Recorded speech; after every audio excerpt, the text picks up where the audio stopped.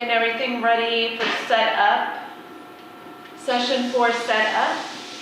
We are on our way to working through session 4, so just letting everybody get acclimated, get situated, and just get ready to enjoy a new session. So during your treatment, you have been learning lots of different stuff. We've been talking about communication. We've talked about conflict resolution. Tonight we're going to look at triggers. We're going to look at cravings. We're going to look at urges. There will be a couple videos again, and there's going to be a very detailed worksheet that we're going to work on. And there's also another worksheet that you'll work on your own. Now, the worksheet that you'll have on your own if you're watching online is to kind of mark and keep track of your urges and your cravings. So it's done, it's in your PDF file, and it's done through numbers. So you'll have maybe 3 sections that you can write down the actual craving or the urge, and then you're going to circle the intensity of that. And you're going to do that every day for a few months, and you're going to see how your cravings and your urges begin to subside. Hopefully they're subsiding because you're bringing forth better coping skills, and you're actually putting into place what you're learning in treatment. Because again, all of this might be court ordered, but at the same time, it can work if you put it to work. So we'll get started tonight. We're going to define craving. Now, if you can't see it too well, I'm going to go ahead and read it. But a craving is a powerful desire for something. So if you've ever had an addiction, no matter what it is, whatever substance, it could be alcohol, it could be drugs, it could be food, whatever substance or whatever you're addicted to, you understand that a craving is a powerful desire to have that something, right? Crave something is to have a great desire for, as one might crave love, fame, or French fries. Crave is typically used in the context of emotional or physical desires rather than practical needs. So we have quite a few different definitions of craving here. What craving means? To long for, right? I like looking at these because it goes more in depth. To long for, to want greatly, to desire eagerly, to crave sweets, to crave affection, to require, to need, a problem craving, prompt attention, right? So when we crave something, we understand that it is an immediate desire to fulfill something. So right now we have to have it. And that's often why we stay in that cycle of addiction. We stay in that cycle of addiction because we want to feed the craving. The craving is uncomfortable when unfed, right? So we continue to feed it and we continue to stay in the vicious cycle. So it's good to understand that a craving is something that everybody has. It's what our flesh feels. It's what we feel physically. We can also feel it emotionally. We can feel it all sorts of ways. And we have to figure out, how do we manage a craving without doing something that compromises our life, our safety, our recovery? And that's what we're going to look at tonight. So cravings happen for different substances, like we were talking about, and they happen in different ways, obviously. So they're not always going to be physical. They can be emotional. They can be, you could have a spiritual craving. You can have all sorts of cravings. So it's important to get that cravings do happen. What do we crave? Well, some of us crave sugar. Some of us crave caffeine, right? Some of us crave sodas, and oftentimes I watched a program once, and what they did is they wanted to see if a person was addicted to the caffeine in a soda, or if they were addicted to the, that other stuff that's in it, and I can't think of the name. Anyhow, what they did is they were able to see if you actually had a caffeine addiction or if you were craving the sweetness of the soda, and it was interesting just to see. So not everybody craves caffeine in a drink. Not everybody who drinks coffee might be craving the caffeine. That doesn't mean that they're not having a physical addiction to it. It just means that their craving might be toward the creamer or toward the enjoyment of the warmth. So there's lots of different ways that a person or an individual becomes or desires and has a craving for something. Sodas, food, and we have, of course, alcohol and drugs. Those are two main substances that people crave, and it can happen often. And they can crave the high. people can crave the rush of something. So people might crave not just the rush of alcohol and drugs, but maybe the rush of doing something where your adrenaline gets running. So some people enjoy jumping out of airplanes, or maybe running long distances because they get some type of a rush, when really it's a hormone, it's adrenaline, and it's just being released and it's consuming the body. And some individuals like that. Not everybody likes it, but some individuals like that. So we crave all sorts of stuff, and what I crave might not be what you crave, and vice versa. So cravings can definitely be different. So cravings go together with triggers, because when we're craving something, it's probably because we've been triggered in an area, or we could have been triggered in an area. So I definitely want to go over triggers tonight, because it's important for us to learn and know what our personal triggers are, what our personal cravings are, what our urges look like. So tonight's session 4, is very informative and very insightful. This is going to be a night for you to really come together and build more self-understanding, more awareness, just a lot of great information on how you can apply it to your life. If you're truly desiring to make changes, this is a great night to learn some great skills. So triggers, let's go back to that for a minute, because I want to discuss, I'm sorry, wrong way, but I want to discuss that a trigger can happen in many different ways, right? So triggers can be obviously situational. So a trigger can happen when you go to a specific location, right? So if you know that you've been to a club before and you swear that tonight you're going to be able to go and you're not going to drink, but you get there and all of a sudden, you remember dancing and having fun, and you begin to feel triggered. You feel triggered that you want to use, or whatever it is that you have a craving for, you're beginning to feel triggered for it. A trigger can happen in a relationship. So let's say you're talking to your significant other, or your best friend, or your mom, or your dad, and all of a sudden that conversation turns into an argument of some sort, or a disagreement, and you begin to feel antsy and anxious and maybe even angry. And oftentimes when you have those emotions, you have used a substance before to kind of subside those emotions. So you're going to begin to feel triggered, because in the past, when you've had those emotions, you've used a substance. So now your body and your brain are remembering, and it's reminding you, hey, you've been this way before, and guess what calmed you down? Alcohol, or you used to smoke weed, or you did some pain pills, and it's just a constant reminder from the brain, and of course from the body, to tell you that, hey, you're being triggered and we got to get it under control. So it's important to understand that the physical part of your body, your flesh, is going to lie to you. It's going to tell you that it needs something, and it needs it immediately. And if it doesn't get it, you're not going to feel your best. You're going to die. It's going to tell you all sorts of lies. When in all actuality, we're going to learn that you can get through these, and you can get past it, and it will subside on its own. So triggers can definitely occur in situations. Triggers can occur in relationships.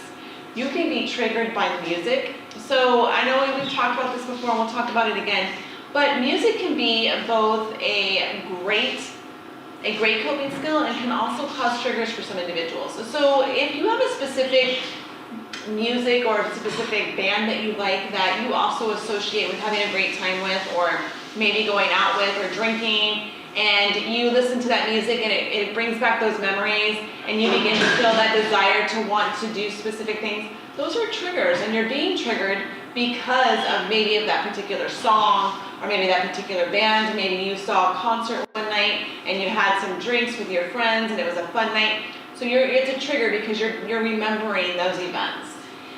So it's important to know that music can be both great, and it can be both negative, and it can also be negative. And when it's negative, it's very easy. All you have to do is not listen to that music. You can simply listen to a different band, you can listen to a different song, you can choose to listen altogether to different types of music that doesn't remind you of those specific events. So if music is a triggering factor for you, which is something you have to decide, then you have to make a decision. And you have to do this. You have to make a decision to not listen to that music until you feel physically able to do so without feeling that trigger and that desire to subside that urge and that craving. So triggers, while the feeling is powerful, they do and they will subside. And it's also important to note and remember that triggers are going to be more active in the very beginning. So let's say you're in treatment, not just because you're court ordered, but you've decided that sobriety and recovery are the route you want to go.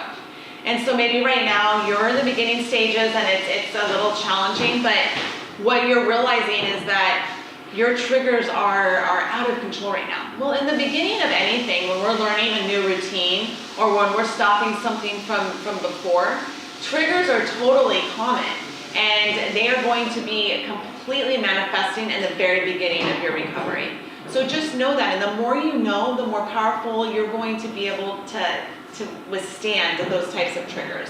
So it's just very important to understand that triggers are common, triggers happen, okay?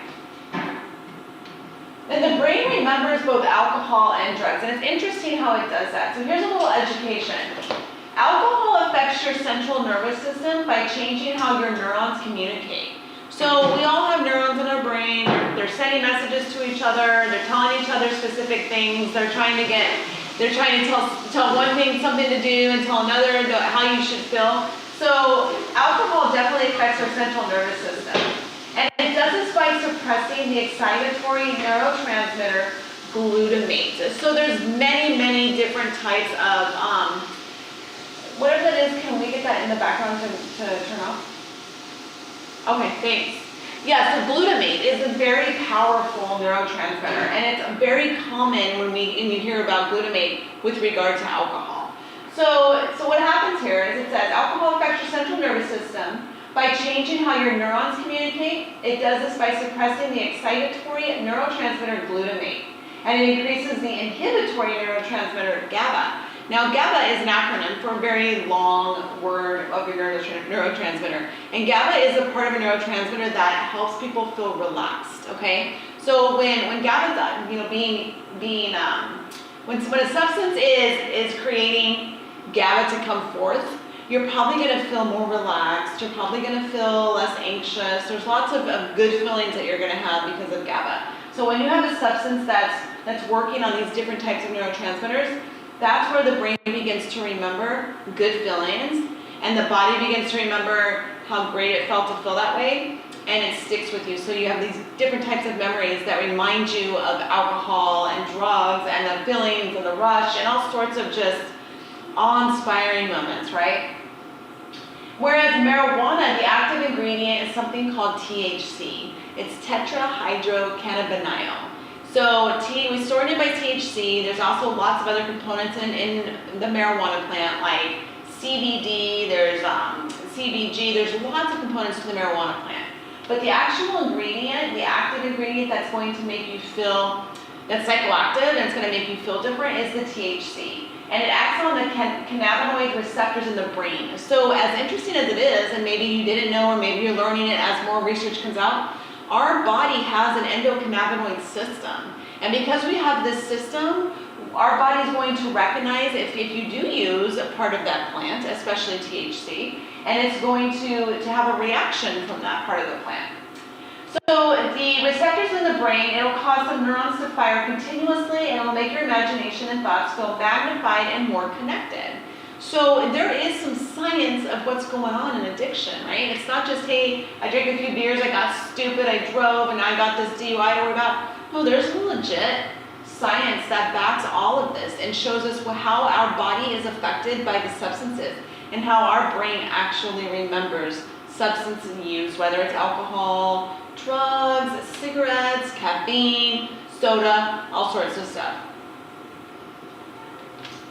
So we have these triggers and then we get these cravings and it just feels so insane, right? It's so intense and we just want to make sure that we can deal with it. How can we deal with it?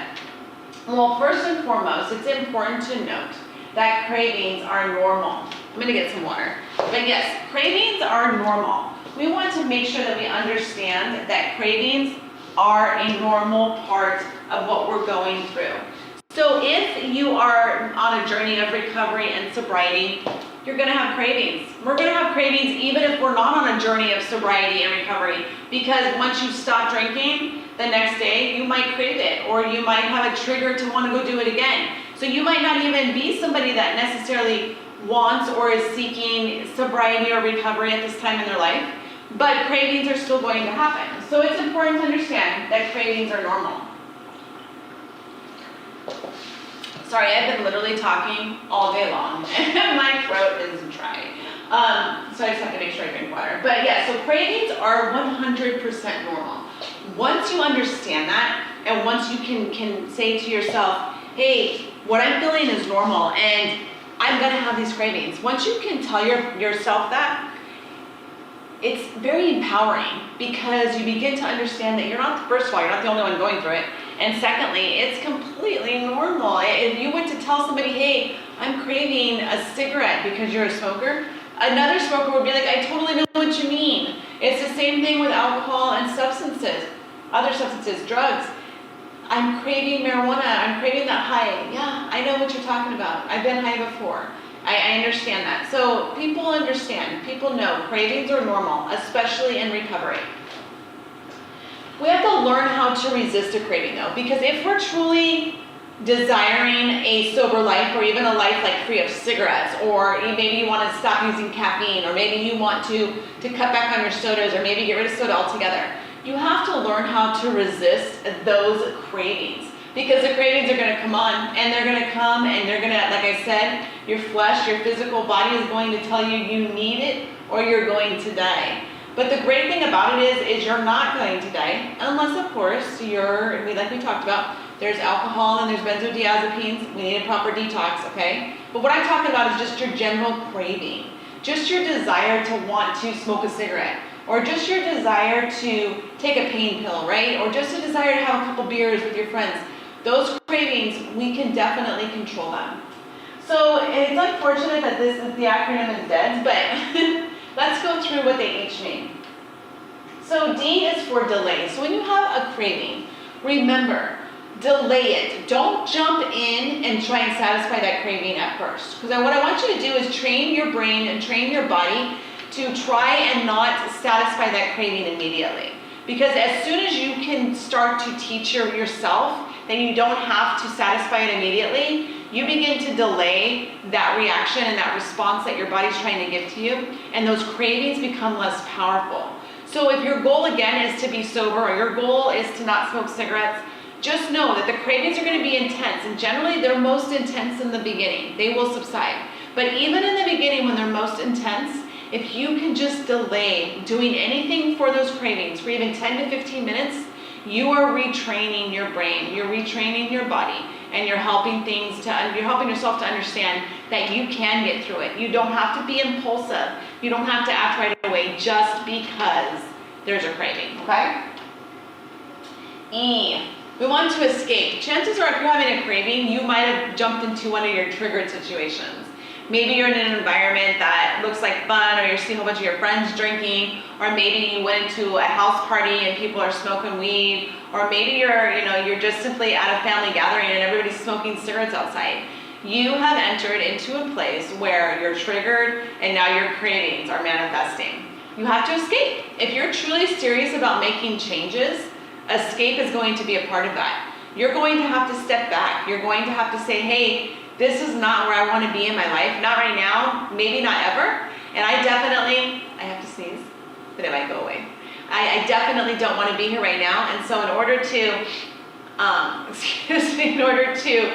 to not do the things that I don't want to do, I have to get out of here, okay? And those are going to be decisions you have to constantly make. You have to keep making them. You're going to have to escape from situations until you are, and I don't mean this in any rude way because we all have to get there, but until you're strong enough to fight that craving and to actually be in an environment that you can be triggered and not want to satisfy that trigger or that urge.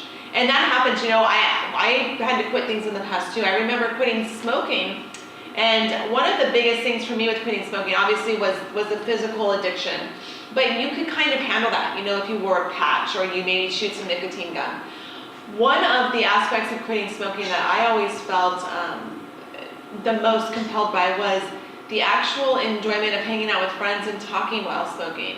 So for a while there, I had to remove myself from different individuals that were smoking. Even if it stunk, I still had the desire to want to sit there and talk with friends and smoke. So I had to escape from that. I had to remove myself for as long as it took until I could be around it and not have the urge anymore.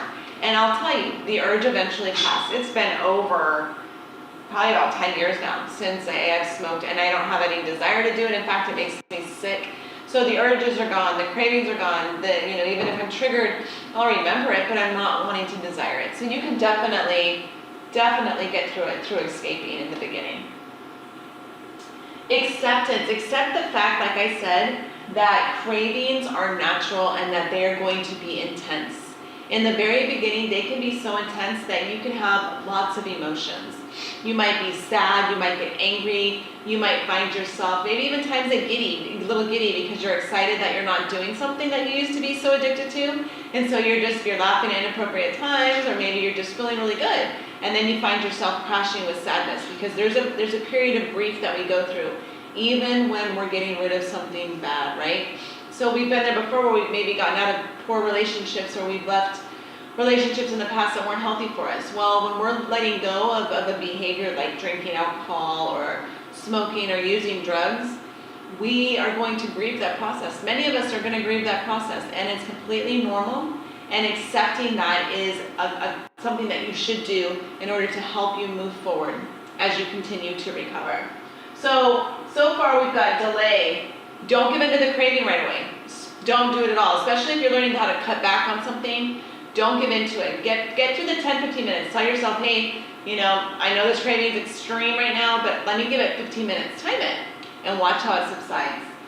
Escape. Get out of wherever you are where you're feeling triggered or where you're having cravings, because chances are if you leave that environment, you can get a new perspective, take some deep breaths that we learned, and you can really just move forward with not giving into that urge. And then acceptance. Acceptance is important. Once you accept that, it puts a whole new perspective on things. You don't have to think that what you're feeling is abnormal, because it's not. It's very normal. Cravings are super normal. Dispute. So when we dispute, we're going to tell ourselves we don't have to give into it. Just because it's controlling our physical aspects right now and our physical self doesn't mean we have to give into it. Have a little dispute about it. Yeah, it's a powerful feeling, but I don't have to do it. I don't have to do it. Dispute it until you don't want it anymore. And of course, our last one is substitute. So I don't like the idea of substituting one substance for another substance unless it's a healthy substance that's replacing an unhealthy substance. So for example, if you have decided to no longer drink sodas, but you want to fizz up your water a bit with some strawberries or lemon or whatever it is you want to do that gives it extra flavor, that's a great substitution. But substituting, like we're going to see in a movie called When a Man Loves a Woman in a few sessions, we're going to see how she substitutes alcohol and she begins to smoke lots of cigarettes. So, and if you've ever been to a meeting before, you might have noticed this too. Cigarettes become very common in recovery, and that's not necessarily a healthy thing to do. So substitute something positive and healthy for the negative and unhealthy that you're getting rid of. So maybe you want to go for a walk instead of smoking a cigarette. Maybe you want to go to the gym instead of going to the club and drinking. Maybe you want to drink a cup of tea instead of drinking a cup of coffee that's filled with caffeine. There's so many different ways to healthy substitute in your life, and you just have to make the active decision to do so.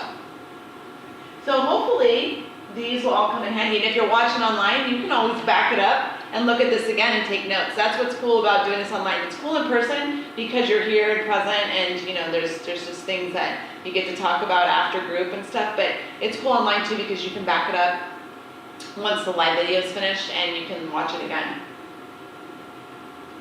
All right, so personal triggers, when we look at our own personal triggers, now this is something you have to do on your own. And I simply listed some just because I wanted you guys to get some understanding of it. But personal triggers can be so many different things for so many different people.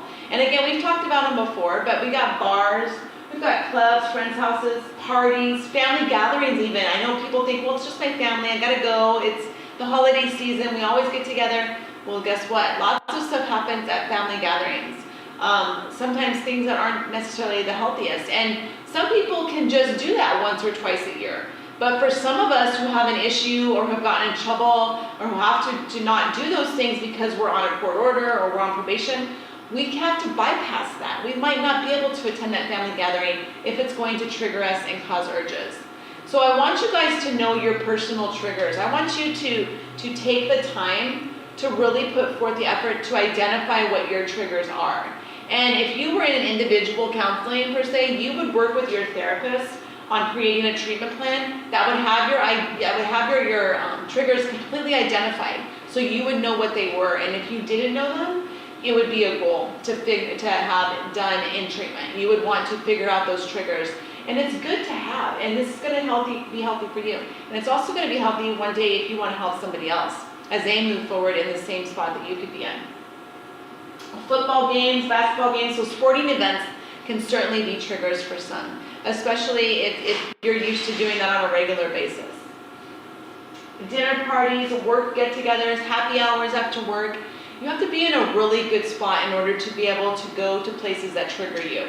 So, like I said in the beginning of your recovery or in the beginning of sobriety time, it is not uncommon to have to really step back. I'm not talking about isolating, because maybe you're going to go into groups, maybe you're going to get into a support group that we'll learn more about, maybe a 12-step meeting, or maybe you're going to work heavily with people that don't do drugs or don't drink, and you're going to start surrounding yourself with them. So you're going to have to actually remove yourself from situations that you used to be a huge part of.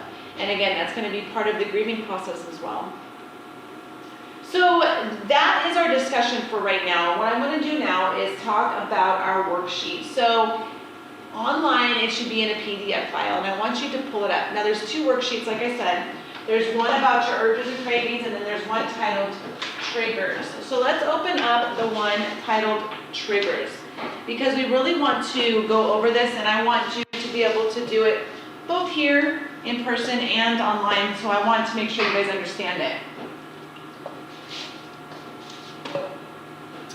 So, trigger, as we've learned tonight, it's a stimulus such as a person, place, situation, or thing that contributes to an unwanted emotional or behavioral response. So, in this worksheet, you are to describe the problem your triggers are contributing to.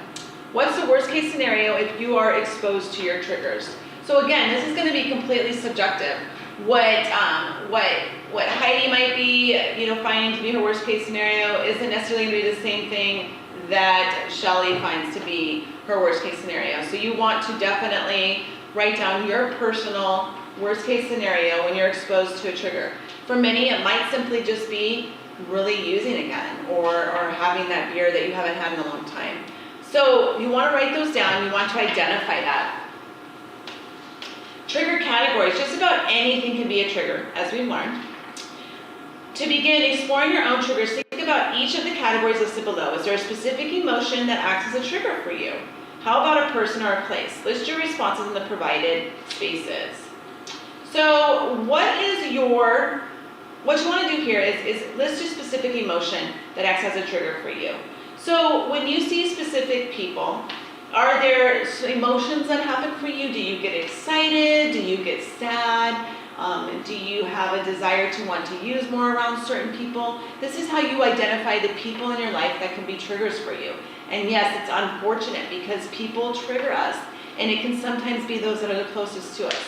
I'm not saying you have to end a relationship. That's not what I'm telling you to do. Don't go home and get divorced or anything like that. But I want you to identify people that could be more triggering for you during this time period.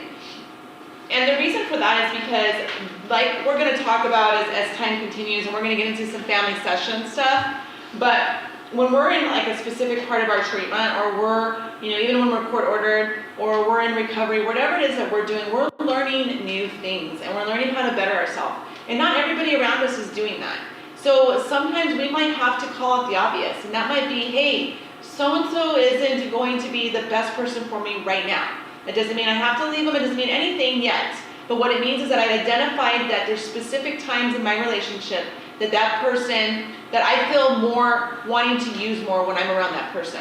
And eventually you're going to gain some skills, and you're going to get some empowerment going to where even if you felt like that with that person, you don't go out and do those things. So just because you feel triggered around somebody doesn't mean you're always going to use. But in the very beginning, we want to make sure we know what that is, and we want to make sure we know who that is. So identify people. This is for you guys to do on your own. Identify people. Identify the emotions associated with those people. Talk about places. Work out the places that mainly cause triggers for you. And again, they can be bars, they can be sporting events, they can be clubs, they can be family gatherings. You have to really understand what your triggers are and where they are. Things, thoughts, activities, situations. So everything in our life can be a trigger. We just need to identify it. And not everything is going to be a trigger, but everything can be a trigger. And that's for us to decide and decipher what is and what is not. So some tips for dealing with triggers. Oftentimes the best way to deal with a trigger is to avoid it, especially in the beginning. This might mean making changes to your lifestyle, to your relationships, or to your daily routine. And it's not bad to simply tell somebody, hey, listen, right now I'm going through some personal changes. I'm working on bettering myself. I have some things to do. Just give me a little bit of time. Let me make some changes, and then I can't wait to come back to you and show you how positive my life is becoming. So hopefully you have supportive people that are receptive to that and that grab a hold of that and they embrace that and they're excited for you. You want to create a strategy to deal with your triggers head on, just in case. So it's possible that you could do everything right and you could still be triggered, and you want to know how to be prepared for that. So your strategy might include coping skills, and we're going to continue to learn coping skills throughout. Like we use some deep breathing. We have to know our coping skills. That's why it's important for you to identify them, for you to find out what works. Like we talked about in our last session, sometimes people love to journal, maybe people like to draw or paint. Running for some people like to jog, just going for a walk, going to the gym, deep breathing. There's so many different ways that we can cope. And that's why it's important to have your coping skills set and to know what works for you. Because when you have your coping skills set, if you are triggered, even when you're doing your best to avoid it, you know what to do in that situation. So a good, what they say too is a list of trusted people you can talk to or rehearse phrases to help you get out of a troublesome situation. So it might be as simple as if you stumble into in an environment where you are feeling triggered and you're having cravings and urges, and you can simply just maybe move out of the way and call somebody or send somebody, a supportive person, a text and get some dialogue going there. Trust, having people that you trust is going to be important in this journey. Don't wait until the heat of the moment to test your coping strategy. So remember, this is what I've been saying since our first session. Practice, practice, practice. You are going to get good at being the new you through practice. And that's going to take daily activities of trying these things out, finding what works for you, what doesn't work. Practice, practice, practice. Just like if you were in a sport, you would practice. Well, this is your sport. It's your life. It's your change. It's your new you. You have to practice. So on the second part of the page, it says in this section, you will develop a plan for dealing with your 3 biggest triggers. Review your plan regularly and practice each of the strategies. So I want you to describe the 3 biggest triggers in detail. So maybe my first trigger is having an argument with my husband. Maybe my second one is walking into that club that I love going to. Maybe my third one is hanging out with friends at a specific restaurant, right?